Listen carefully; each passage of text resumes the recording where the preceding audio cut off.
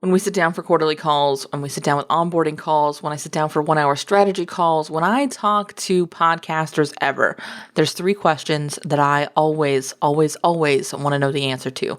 Today, we're going to dig into those questions and why you should be able to answer them for every single episode you release of your show. Plain and simple. Welcome to Uncommonly More with Stacey Harris. I am Stacey. I'm the host of this show and the CEO of podcast production agency Uncommonly More. My team and I work with podcasters just like you to shift shows from frustrating time sucks to productive members of sales teams with professional, strategic podcast production. You know what? I think that's enough. Let's get into the show and we'll talk more there. As we get started today, I want to first remind you, if podcast production is on your to-do list for 2022, if working with us was on your wish list for 2022, although there is a lot of year left, there is not a lot of time left to make that happen this year. We will be onboarding our last 2 clients in October, which means they need to be signing their contracts in these 2 weeks so that we can get started in October. Because in November, we'll go into Q1 planning with all of our clients. And then we take a couple weeks off in December. And so it's impossible to onboard anybody then. So the next time to start with us would be January. So if it was on your list for this year, let's have that conversation. Let's chat. We have 2 spots as of me recording this available to work with us in September. And again, 2 spots to start working with us in January. If you want to be talking about that happening then, we can do that too. If you have questions about this or you want to know more about what that process looks like, the 2 best things to do, check out the uncommonlymore.com/podcast production page. That sort of breaks down everything visually for you. And listen to the podcast episode about what working with Uncommonly More looks like. I will link to it in the show notes of this episode. But also if you scroll back like literally maybe a month, I think it's that episode. I'm a professional. So listen to that. It gives you a good idea of what the vibe of working with us is like. And of course, just reach out if you have questions. I'm happy to answer them. With that, let's dig into today's episode and talk about what these 3 questions are. These questions are something you should be able to answer for every podcast episode. If you cannot answer these questions in your mind for the episode, it's not ready yet. It's not the right episode. It makes no sense to be working towards that. And so today I want to break down these questions and I want to break down why they're important and why they impact. And I want to say these 3 questions that we're talking about, if you can't answer these questions, don't be hiring anybody. We say, we don't work with clients who can't answer these questions, not because we're super cool, but because there is no value. You are not going to reap benefits from a show if you can't answer these questions. And so if you're running a show where you can't answer these questions, you need to be finding the most efficient way to DIY it while you figure out the answers to these questions. Because it may be through the process of working on your show that you get clear on some of this, that you niche some of this down, that you narrow that focus, that you find that right rhythm. That's why, in all honesty, we work with a lot of clients. I would say 9 out of 10 clients who sign with us have been in their show about a year, roughly. Somewhere between 8 months and like 16 months is sort of the rundown. So a year-ish. They've done 50-ish episodes of their show before they start working with us. Because there is a lot to learn in that first year. There is a lot to learn in that experience. And if you don't have a firm grasp of what the answer to these questions are, it might be best to DIY it. If you're going to invest with someone from the beginning and you're not super clear on these, there needs to be somebody who can help you narrow that focus over that first year, who can really help you and support you as you try to figure it out. And you need to be willing to be in that with them and then realize the return on that investment might be slower. It might lag a bit more than it would normally. All right, let's dig into what these questions are because I kind of want to break them down into sort of the 3 parts of this episode. Now, the first question is generally the easiest, yet somehow often the most incorrectly answered. What are you selling? Not in the entirety of your business, not ever in your life, but with this podcast, Where do you want to drive traffic? What are you selling to the people listening to this podcast? Because we're going to be reverse engineering all of this. Answers to these questions will give us the answers to future questions. Like, how many episodes should I have? And what should the format be? And how long should they be? It comes from answering these questions. What are we selling them? We need to have different conversations. We need to prepare them differently. If they're buying a 12-month mastermind with a retreat and 2 calls a month, then we need to prepare them for a $27 sort of 5-video course. We need to establish a different layer of trust. We need to establish a different level of expectation. We need to establish a different set of prep and pre-work, the things we want them to know, the language we want them to have, the mindset and thought process we want them to have going into our work is going to be different if they're starting at the beginning with an entry-level program or if they're signing up for a $40,000 mastermind opportunity. Right? So what are you selling them? It's also going to be different if, like me, you're selling a service. Like me, you're selling a recurring retainer service. We have clients whose shows we've been producing 3, 4, 5 years. I have marketing clients that I've been working with 9 years. So the kind of relationship I'm building with long-term clients starts from the first time they hear my voice on this show. I absolutely have clients now who we've worked with for, in some cases, 2 and 3 years, that their first introduction to me was hearing me on this show. This was the beginning of our relationship. And I know that as I craft these episodes. I know that as I plan what I'm going to talk here. I know that about every part of this podcast because it's built to start that relationship, because that's what I'm selling. Is that long-term engagement with me and my brain. I'm building a relationship, you and I. I am as invested as you are. And that starts here. And so it changes how I structure my show. It's so important to know what you're selling. And initially, this may be more than one thing. It could be I'm selling XYZ outcome, and that manifests itself in these 3 sort of stacking offers, right? I've got a low ticket offer, I've got sort of a mid-range offer, and then I've got a high ticket offer that I sell on a really limited basis. Maybe that high ticket offer doesn't even sit public facing. Maybe it's a course and a group program that are public facing, and then you've got private invite only one-on-one work with you. I absolutely have contracts with clients for work that I do, that my team does, that exists not anywhere in the show or public feed. There's no sales page for it. Because we've built a relationship and I can fill a need that they have. And so we temporarily expand our contract, or we take on an additional project, or we do what we need to do to support them in that because we have that established relationship. And so I'm not worrying about selling that stuff. I'm not worried about talking about that stuff on this show because it's an invite only. And maybe for you, that's one-on-one coaching work. Maybe for you, that is a high-ticket mastermind.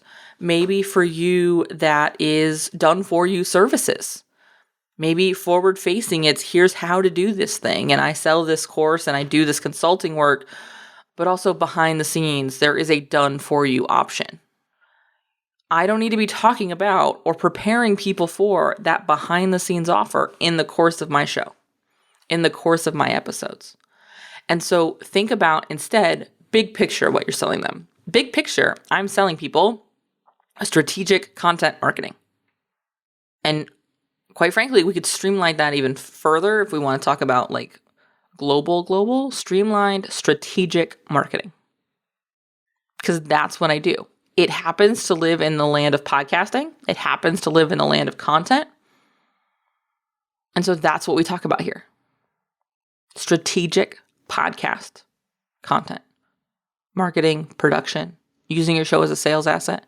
Because that's what we're selling, is that lives in podcast production, that lives in the occasional strategy call, that lives in guest teaching and workshops. Also a thing I don't promote forward facing, but I do a handful of them a year. I love doing them. If you're booking professors for your mastermind or your coaching program or whatever for 2023, hit me up. I'd love to do it. I've got one coming up in a couple of months. I'm so excited. But that's not a public-facing offer. It's not what this show is built to sell.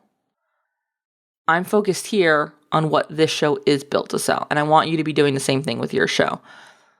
Who are we selling it to? You have to know who you're selling it to. This is especially important if you're somebody who is maybe selling something to someone who's not the decision maker. I see this a lot with clients who are selling B2B services. They're working inside of other companies, consulting done for you, freelance, whatever that looks like, but you're going into larger businesses and you're selling your expertise. So maybe you're actually selling your expertise to a management role or to a CFO or to a, HR rep. But in reality, somebody else is footing the bill.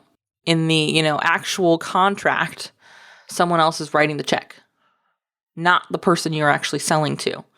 And so you've got to be aware of how your content is positioned so that they can go do the sales work for you to the person who is going to write the check, the person who is going to slide the credit card. Because if you don't have that, it's going to be really, really frustrating for you to get that contract closed because you didn't go into it with a real understanding of who you're selling it to and the assets they're going to need to commit. What do they need to know before they sign? So for those of us who are speaking to the person who is the decision maker, which is what I do, I'm selling most often to the only person who's going to be involved in that decision. Maybe they've got a coach or maybe they've got a partner who they're going to run things by, but they're the primary decision maker. They're the one who's going to enter the credit card information and see it hit their account, right? So I'm building a different kind of relationship. I don't need to build them a sales assets that they can go then use to get somebody else on board. I just need to build an asset to get them on board, which means I need to have a really clear understanding of what do they need to know before they buy. What do they need to know before we talk? And so that's why episodes like What Working with Uncommonly More Looks Like exist. Because in most cases, I was finding what they needed to know was what the hell this actually looked like. What was this process? What happens when I book a call with Stacy? What happens when I show up on that call? What happens when I sign the contract? What exactly am I buying? And that's a worthy and completely necessary question because we've all bought something that we didn't ask those questions and we went, what? What is this? It's not what I had decided it was in my head and you never told me what it was and now we're here and crap. I don't want that. So I make it really clear. Here's what's going to happen. Here's what's going to happen in our sales conversation. Here's what's going to happen after our sales conversation. Here's what's going to happen once you sign the contract. Here's what's going to happen during our onboarding. Here's what's going to happen in working with you. Here's my expectations of you, and here's what you can expect of me. Because oftentimes I think we're in such a hurry to prove that we can provide to our clients what they need. And one of the biggest questions they have, especially for us service providers, us experts, are, cool, what do you need me to do? What's going to be expected? How much do I have to show up? How much of my time do I need to invest in this thing? And I think a lot of frustration in execution of that service can be sort of cut off at the pass when we establish those expectations for everybody involved while we're selling them, while they're learning about us, while they're making their decision. They can factor that into their decision. And this can end up looking great because they go to people who have not done this and go, wait, what does it look like? And by the way, asking, wait, what does this look like is a really good way to suss out those people who are not going to deliver very well because they don't know. They can't answer this question on a sales call. I want you to be able to answer this question in your content. How do you think that does as far as setting you apart? Yeah. The third question I want to wrap us up with is how are you selling it? Is this something people go and click and buy? Is this something where we have a sales conversation? Is this something where we've got kind of a long onboard? Coming back to this idea of, am I putting content in front of the decision maker? Or am I putting content in front of the person who's going to have to get the decision maker on board, but it's going to be sort of my point of contact? Because I'm creating different content then. I'm building different assets. I have different calls to action. I'm allowing for space. I also have different promotion schedules. Because if I'm somebody who has a sort of long close time, right? My sales process takes weeks or months. I can't tell you 3 days before it's going to, I'm going to, great example is if I was in a position where it was consistently taking me 2 months to close a client, that's what our sales process was, then guess what? It would be really hard for me here in September to tell you we're taking our last 2 clients of the year. I would have needed to do this in like July. But it's not. As long as you know it's the right time, our sales process can be a matter of days. Our proposals are only valid for 10 days. Once we hit 10 days, if you haven't made the decision is no, and we can requote you if we want to revisit it later. Because that's the structure I've built. And so that impacts how we produce content. It also is why I build so many assets to help my prospective buyers make decisions. Again, that's why what working with uncommonly more looks like. We have a, process, what our process looks like episode that I'm actually revamping, and we're going to re-release in November because we updated our what working with us looks like. Now it's time to update our process because it has evolved. I've got episodes like this one. You need to be able to answer these questions. We have walking through these questions together so that you can come into our sales calls understanding what we're talking about, how we're having this conversation. I'm answering some of the questions that prospective buyers are going to have with my content so that we don't need 2 months of conversation and back and forth and education to get this done. I can send you a podcast episode. I can send you a playlist. And you can see, this is what I need. This is what's going to be expected of me. This is what I can expect. This is what the process looks like. Oh, that feels good. Oh, I'm excited about this. Oh, yes, let's do it. And then we get on a sales call. It's a gut check. I send you a proposal. You sign it later that day. The next day, you take care of your invoice, and we're onboarding you inside of a week. And as long as you have episodes for us, we can have our first episode out in 2 weeks. So you can go from sales call to first episode released with us inside of, I'd say 21 days for the sake of, paperwork and whatnot. Inside of a month, you can go from no podcast production team or podcast production team that isn't serving your goals moving forward to us.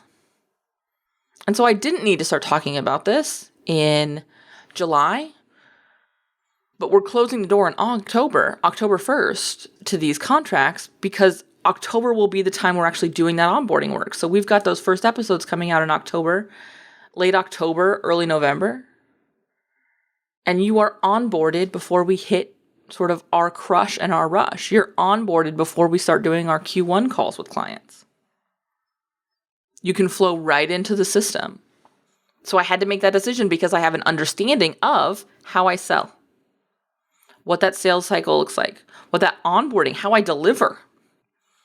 I have to have an understanding of that so that I can understand when I need to format what, when I need to place what sales, when I need to talk about what I'm going to talk about.